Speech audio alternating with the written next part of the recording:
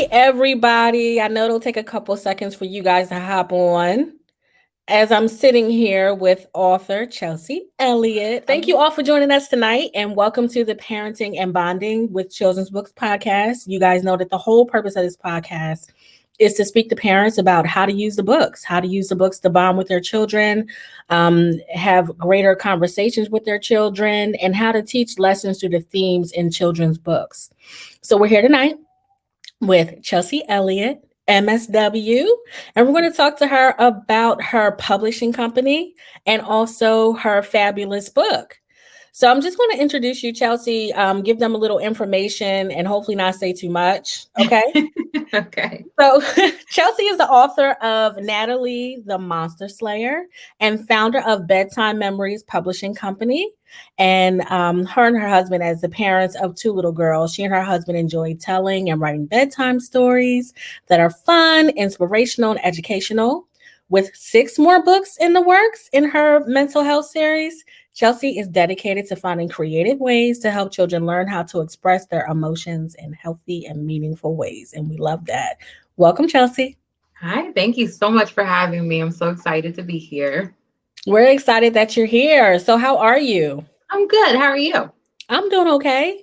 So what's just to, start it off, what's a day in the life like? 2 kids, publishing company. Are they in school? No. Okay. So that should tell you a lot, right? Yeah, right. So a day in the life. Oh boy. So my husband works in the basement. I work upstairs. Okay. And I have both of the girls with me. I also have a full-time job working with small businesses through Goldman Sachs 10,000 Small Business Program at our local community college. And I have my publishing company, my self-publishing services company, and also I'm an administrative consultant. So it's busy. I'm very busy. Many hats. I get a lot done in the day. My children always come first. They're always a part of every meeting I have. But my favorite thing, honestly, is having them as part of the books that I'm helping people publish and their own books. So that's my favorite. Like my daughter will sit on my lap while I'm editing and I'll read her the story as I'm going through and making changes. So it's really fun to do.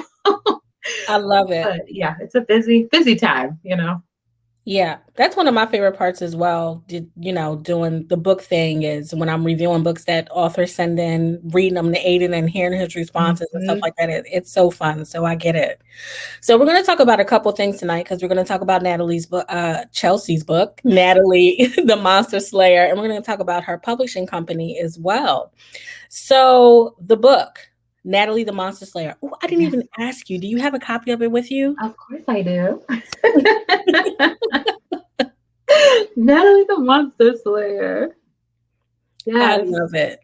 So if somebody just asked you elevator pitch on your book, like a summary, what would you tell us the book is about? Natalie the Monster Slayer is a story. It's an emotional roller coaster about my daughter, Natalie, going through the emotions of fear to find bravery. And there are 14 emotions that are included in the story with a glossary in the back because, of course, you want to continue the conversation and not just leave it at the story, But that is what it's about. And it transitions so well through all the different emotions. I really felt like I was traveling with Natalie as she was experiencing these different things. And for those of you that haven't read the book yet, she does have a emotional or emotions glossary in the back, like she said, to really help your child and help you and your child hone in on a conversation around the different emotions. But the one that really stuck out to me in the book was this one on like fear and bravery and those like combined. And the whole time I was reading it, it was just like through my head, I'm like, do it afraid. Right. So Natalie was hearing noises in the house. Okay. And I loved your use of onomatopoeia in the book. That really stuck out to me. I feel like on every page or like every other page, like the boom booms and all the sounds guys, that makes it so fun to read aloud. Like the different, like the onomatopoeia when you're sitting with your child and you're hearing that. That was great. So thank you for putting that in there. Of course. Yeah, I worked really hard on this because I wanted to make sure that kids and their parents were getting the emotions, like they felt the emotions, they were Mhm. rooting for her, they're with her, and that the kids could, even though it's a bedtime story, that the kids Yeah. could act it out.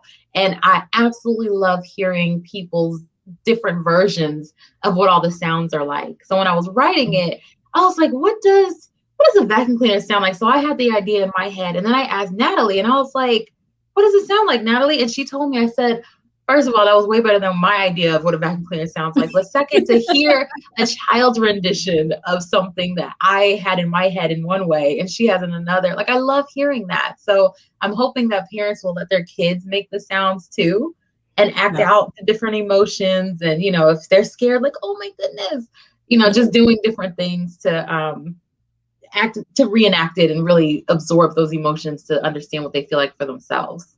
Yes, this book really allows you to do that. So, what was your inspiration behind the book? There were a couple. So Yeah. my oldest daughter, Natalie, she's 4. She is so emotionally intelligent because we spent the first 4 years of her life making sure that she understood how she was feeling. I always said if she didn't know how to read or write her whole life, if she knew her emotions, Mhm. then I've succeeded. Like, I want her to be able to say, this is exactly how I'm feeling, and this is what I need to be supported in that, instead of acting one way but feeling another and nobody know, like she not knowing how to handle herself, and how Yeah. to manage that. So that was a big one for me. And also my own childhood. So I had a major move when I was younger, and I think because I have 3 sisters, so there were 4 of us, and my mom did an amazing job raising us, but it was like Yeah. one thing after another, after another, after another. Like, we just had to keep going, and she just kept going and kept going, and we never really stopped to breathe. Mhm. And nobody ever said, okay, how are you feeling? Yeah. So I didn't realize it until I was older, but I had depression and anxiety when I was a child. Mhm. And I would cry for no reason. I was really sad all the time. And I didn't know what was going on with me. And so as an adult, I'm like, oh, that makes perfect sense. This is all I needed. And so I'm trying to be the adult that I wish I had when I was younger, because that's what we all should aspire to do, right? Yeah. That's my And goal. thank you. I feel like I'm going to say this again, guys, because it's so important. Like books like this, using them as tools in our household, the different emotions. I always say, like with Aiden, one of the main reasons why I started reading aloud with him so often was because I wanted to give him words. Like I wanted him to Mhm. give him the words that he needed to express himself, not only to me, but when he wasn't with me, when he wasn't in my face, when he was in front of peers, if he had to explain himself to authority, if he had to, in school. And so books like Natalie's that not only models these different emotions, but then also gives us a glossary in the back to enable that conversation with our children is so important. So I just love that. And the book is fun, it's inspirational, and then you also get that education throughout the book in the back. And not only what else makes it fun is the illustrations. Love them. Thank Can you you. show us a couple pages in the book? Do you mind? Sure. Okay. So that's the cover. So she's, oh, nope, there we go. So she is slaying the fear dragon there, right? Hmm. Let's see. So this is her being afraid. She's hearing a scary noise in her bed. And there's some of the sounds. So, you can make up your own version of what these sounds are like. Yes. But yeah, that's let's see. Oh, and it's so funny. So I love my illustrator so much. I would send her pictures or just say like these are some of her favorite things. So she has like 500 teddy bears in her bed. So she put all these little bears around her. I mean, and she counts them all. She knows all the names, and if she's missing somebody, she'll let you know. So I Yeah. made sure to include all of her little teddy bears and just different things that represent her. But yeah, those are. I remember this one too. And you can, have them stop on the floor. You can clap your hands. You can, make the banging sound with your mouth. It's whatever. Just making it fun and interactive. Yeah. Definitely fun and interactive. So If you don't mind, I just want to skip real quick, and I'm probably going to hop around a bit No because problem. when I first came across your work, I ran into we'll talk about your publishing company, and I guess how it started. I ran into a video of you surprising your husband with a book. Can you tell us a little bit about that? Sure. So I wish I could find it, but my husband wrote a book when he was in second grade as a class project. Mhm. And I didn't realize it was a class project until I gave it to him. So I talked to his family about it. But it was a class project that they all had to do in second grade. And he would read it. It was a hardbound book, but like the pages were glued together or something, but it was his own illustration. It was really precious, but it was hardcover. So I was like, this is published. Like, this is so cute. And we would read it to Natalie at night, but it was old, like, it was really old. Yeah. And it was getting worn, and I was afraid that it was going to tear up. So we would put it away. She would ask for it. I'm like, oh, let's, try to be careful when we're reading it. Mhm. So he'd always talked about maybe publishing it, but we didn't know anything about publishing. And we just thought that wasn't like, no, that's too hard. That's crazy. We are just normal people. We can't do that. So one year for Christmas, I don't give normal Christmas gifts. I don't know what's wrong with me, but I do not do normal gifts ever. Okay. So I was thinking in July, what am I going to do for him for Christmas? Don't know why that thought came across my mind, but I started the process of self-publishing his book because I just wanted to give him the copyright to it and one, just maybe two copies for him and Natalie to have. She could tear one up herself and he could just have one. That was my goal. And so I told some people at work about it and they were so excited. And so I would be Yeah. editing the book after I'm getting my stuff done. And they're like, oh my gosh, it looks so cute. I love it. I love it. I can't wait to buy it. And I was like, oh, people can buy this. Wait a minute. So I had to work really, really, really quickly to get this book done because, illustrations are not quick if you're working with Yeah. somebody who is hand drawing everything one at a time because that's what she does. And so we got the illustrations done. I blood, sweat, and tears figured out how to format it and put it together. And I got my proof copy and I said, okay, I want to go one step further. I'm going to give him some royalties with it.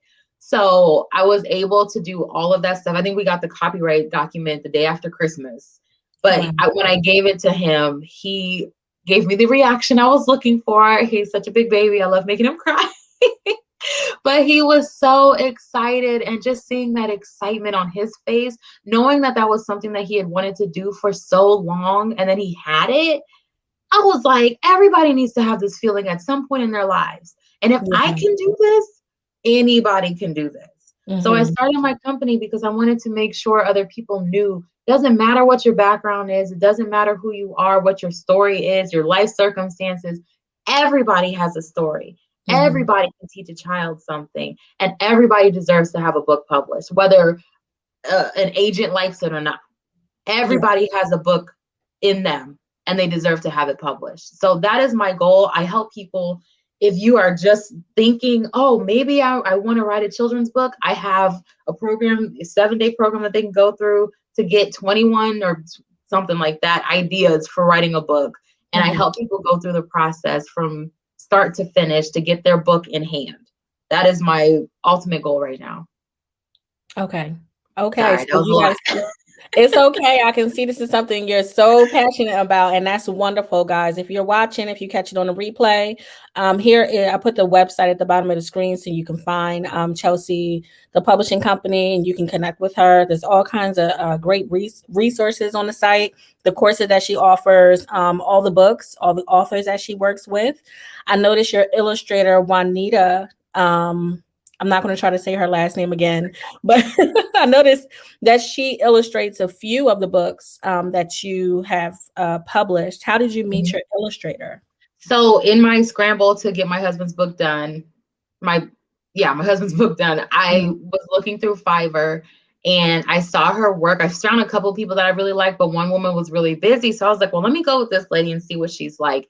She was an absolute dream to work with. Absolute Mhm. dream. I sent her the pictures of his illustrations and she gave me some, different ideas for the monsters. And I was like, I don't know what this should look like. I don't really care. So I just picked one and she went with it. And I mean, from start to finish, she was so wonderful. She was so sweet. And she was so excited to be a part of the story behind, him getting his first book published. He has a second Mhm. one now too, because he was just so excited. He's working on others because now we know like this can be done. He can do Yeah. this. Like, he's so excited about it. So our story went viral for a while. It was really fun because, like I said, I want everyone to know, like, you can do this too. And so she reached out to me because somebody reached out to her, and we found each other on Instagram. And I was like, okay, great. Like, we can just talk. And I have her doing everything, everything, everything. She's my main illustrator with all my clients. Like, she's the first one I'd say, like, hey, look at this first. Tell me if you like any of these. If not, we can go with somebody else, but let's look at these first. And Yeah. typically, if you're patient enough, you're going to go with her because her work is amazing. She is amazing to work with. She's so sweet. So let me ask you, in working with people and helping them publish their books, what do you find is the main thing that holds people back from publishing their own book? I think it's the mindset. That's Hmm. like my biggest focus, because if you tell yourself constantly you can't do something, or, oh my gosh, this is so hard, it's going to Yeah. be really hard and you can't do it. So for me, I told you I write my books because of my mental health, and I still have my struggles here and there. But Yeah. if I keep that positive mindset and that, this is hard right now, but I can still do it, then you're going to keep going. But Hmm. if you keep telling yourself this is impossible, you're going to keep getting roadblocks and it's going to become impossible. So I think that the mindset, like, I published my sister-in-law's book, and she's had that book in her mind since her oldest daughter, who's now in her 20s, was a baby. And I keep hearing that. I've had this story Mhm. since my children were little, and now I have grandkids. I keep hearing that story. And I'm like, you don't have to do that. You don't have to do that. And you don't have to wait on anybody to tell you that your story is good enough. Yeah. Yeah. Thank you for that. I'm sure Mhm. there's a lot of people watching or that will watch that are holding a story inside of them. I know a few of the authors, quite a few of the authors that I've come across, I've heard that same thing. Some of them, they have a story inside of them and they've been like holding on to it for years. And then when they finally like go write a book, it's something that like they just thought of and they like write it Mhm. in one night. Cause Mhm. I've heard that too. Like, I had this idea overnight. I wrote it out the next day and it's done. Like, yeah, I've heard that too. it's so interesting hearing, different author journeys, and how different people come to write their books. How did what was your journey like as an author, like putting pen to paper and actually writing this story? So I do anything creative I'm doing, I do it in my head first. I went through grad school writing my papers the night before because I'm writing them in my head first. Like, that's how I do everything. So I would tell this story to Natalie, and I would do bits and pieces with her. And as we're playing, I'm like saying these things out loud, and then she'll maybe give me something else with it, or she'll act something out. I'm like, oh, I could add that. And so that's how I started writing it. Hmm. And I put it into this process that I have for myself just to keep things organized and have a flow for it. But Hmm. it was really written like out loud Okay. with my Okay. daughter. I'm so interested and excited about the next 6 books in your series. And I don't know how much you can like tell us, but I want to know like what is the vision you have for like the complete series and why a series? So yeah, it's funny because I didn't even set out to be an author at all. Like, I Okay. love being behind the scenes. This is not in my, normal range of things to do. Yeah. But I knew that this wasn't an idea I had myself. This wasn't Mhm. something that I was like, oh, I'm going to go and do that. No, this was something that was given to me, and Yeah. it won't leave me. And so I'm like, I have to get this out. I have to share Mhm. this with people. So everything that I do is based on the emotion wheel. If you Google it, it's the wheel that has the 7 emotions in the center, the 7 core emotions in the center. Okay. Um, Happy, sad, disgusted, fearful, bad, and oh my gosh, I was surprised. There we go. I always do Gotcha. that. So those, maybe I didn't say 7. Those 7 emotions are the core emotions that we feel. There are like 15,000 emotions total, but for kids, we start off with 7, right? Yeah. And so this one is based on fear. I have Natalie's Not So Fun Play Date coming out soon. I'm in the like final Mm, of we editing. need So, that book. yes, and it's about anger. Okay. And she's playing, and in this book, like, the super fun thing about writing these books is and animating them is that I can do whatever I want with it, right? So this is a book about her playing with her best friend, playing her favorite game, one of her favorite games with her best friend. It includes Olivia, our little daughter, her sister, and our dog Veronica. Like they're all just featured in the book because why not? Love And it. so I go through different calming exercises, like calm body exercises for the kids in that one. So I'm going to write a book for each of those core emotions, and they all are going to have a glossary and different activities for adults to use with children. It could be parents, it could be teachers, it could be counselors. Um, just because I want to make sure that they're not just reading it and putting it down. Like I want you to read it, digest it, understand it. And I want the kids to be able to say, oh, I relate to what she was going through. Mm-hmm. Like next time I'm feeling frustrated, I'm going to say that. I'm not just going to say I'm mad. Like, no, you're frustrated. Natalie will do that to me all the time. I'm like, Natalie, are you upset? Like, I know that you're upset right now. No, mommy, I'm not upset. I'm disappointed. And I'm like, okay, sorry you feel that way, but I'm really happy you were able to tell me that. Like, that's awesome. So making sure that the kids really know what the root of their behavior is, because that Yeah. reduces tantrums, right? When they can say, this is how I'm feeling, or I threw that because I'm feeling this way, instead Mm-hmm. of just having a tantrum, then you're mad at them and then they're mad at you for being mad at them. Like it's just a Yeah. cycle. So trying to end that cycle, reduce the amount or the duration and the frequency of tantrums Yes. and misbehaviors so that kids can understand what's going on in their bodies when they're feeling certain things. So Mm-hmm. I also have, and I haven't talked to anybody about this yet, but I have a very special, fun activity coming out for everybody. I'm super nervous about it, but I'm so excited because, like I said, these things they're not just my ideas. These came to me from my higher power, from God, to relay to other children because I feel like this is my contribution to children's mental health. That's something I've always been passionate about, but I didn't want to go into clinical practice. So this is my way of doing that without taking on people one at a time, you know? So yeah, I'm really passionate about this, as you can tell. I'm like, if I just stay quiet and let her talk, she might tell us what's coming. So No, not yet, not yet. It's so exciting though, and I promise I'll be back. I'll be back with my next book and with this super fun, insane, amazing activity.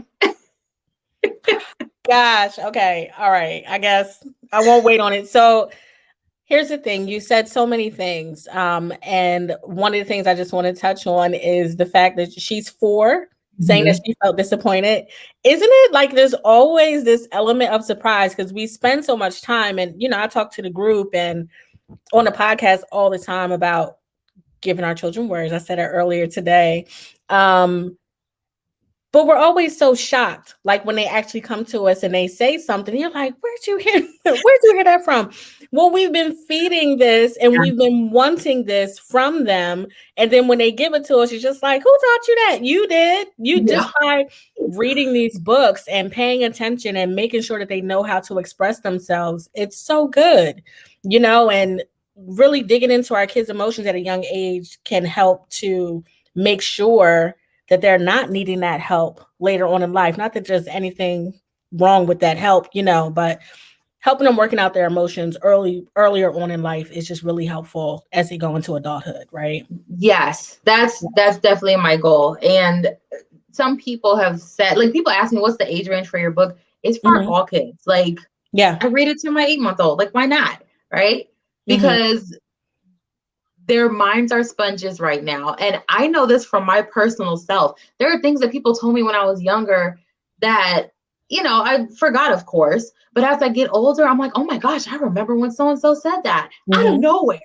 So I know that no matter what it is, if I'm saying something to them that's really important, they're going to be able to use that one day. It's going to be Yeah. stored back there and they're going to use it one day. Yeah. So we started this, with Daniel Tiger when she was like 1 because Oh, we're TV love Daniel people, Tiger. which is totally fine, right? I Mm-hmm. love Daniel Tiger. We love And him. I was like, we can do this. She's learning this stuff. So she was very early telling us what she's going through. And I'm like, okay, this works. So why aren't other people doing this? Why, how can I help other people see that this works? So Yeah. that's my goal. That's what I'm trying to do. That's what I'm pushing for. You can teach your children emotions at a young age. And you're right. There's nothing wrong with seeing a therapist. I see a therapist, but I feel like it shouldn't take a breakdown to get there. You don't need to be at your worst and at your complete wit's end to get there. Yeah. So Great. they can know their emotions early and say, oh, you know what? I've been feeling down for a long time. Maybe I need to go talk to somebody now because I know that that's what I need in myself right now. Not, Yeah. oh my gosh, I need to be hospitalized because I've, blacked out and something bad happened. No, let's prevent that. Let's not get to that point to see somebody. So that's, yeah.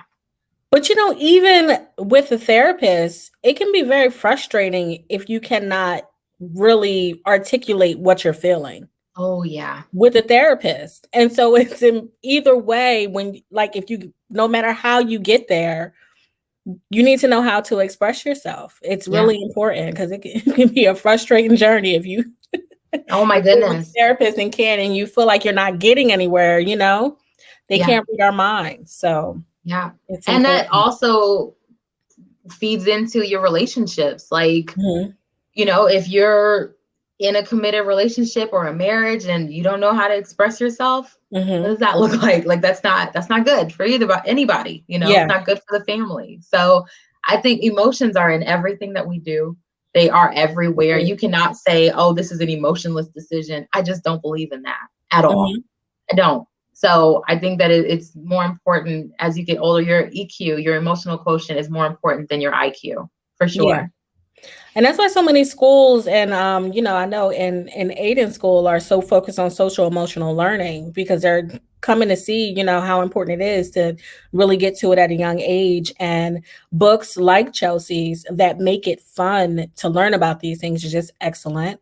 So thank you for the work that you're doing and, for putting these stories out into the world. We're excited about the series that's coming and this mystery activity. Gosh, I hate secrets. Oh, it's a good one, though. It's a good one. You're going to like this one. So I don't want to put you on a spot, but before we came live, you gave me like a sneak of something. Can you? I can edit this out, but the people No, that's are fine. going to see it. It's fine. No. So my daughter, I try to respect her wishes. She does not like to be on camera. She likes taking pictures on my phone of herself, whatever, but she doesn't like to be on camera. So I got this super cute, amazing Natalie the Monster Slayer doll just for her and for myself. And I just, I love seeing her get excited about seeing herself in different places. Yes. Like, I know she used to see me scrolling on Facebook and, you can see your little self at the bottom, before you make a comment or something. She's like, oh, there's mommy. Oh, there's mommy. And I'm like, she really likes that. So like, I want her to see herself too, So this is Natalie in crocheted cartoon form. Gosh, I just love it. And I'm sorry, but I look at your books and I look at this doll and I just see cartoon all over it. Like Hey, I would watch it on I receive. I would watch it. So I'm just gonna go to the comments. We have a few people just saying hello. They love the illustrations. 2 comments in a row, loving the illustrations. This and it looks like it's really fun to read, and it is. Somebody wants to know, what emotion do you think is the most important for kids to read about?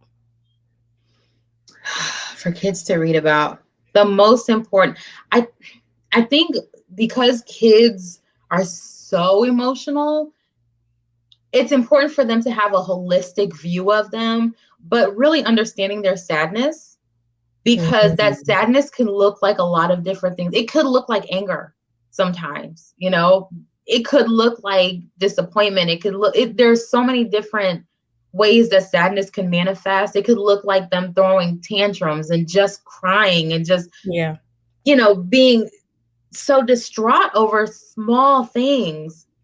But it could just be sadness. It could also be anger. But I think sadness is probably, if I had to pick one, I would say sadness is probably the biggest one to read about and pay attention to. Okay, that's good. I think that's a good question. I never really. Yeah, that is a good. That's what I was like, kind of. If you didn't notice, I was reading it slow so you can like get your thinking. Yeah, years going, because I was like, that's kind of deep. Yeah, But, that's a good one. But thank you for that. So before I let you go, is there anything else on your heart to share about your books? Not really. Mostly they're real situations. So I know that other kids are going through them too. So Mhm. my wish is that, parents let their kids be as animated as they want. And parents get animated too. I'm not that type usually, but she makes us tell bedtime stories, like make up stories every night. And so I'm getting there.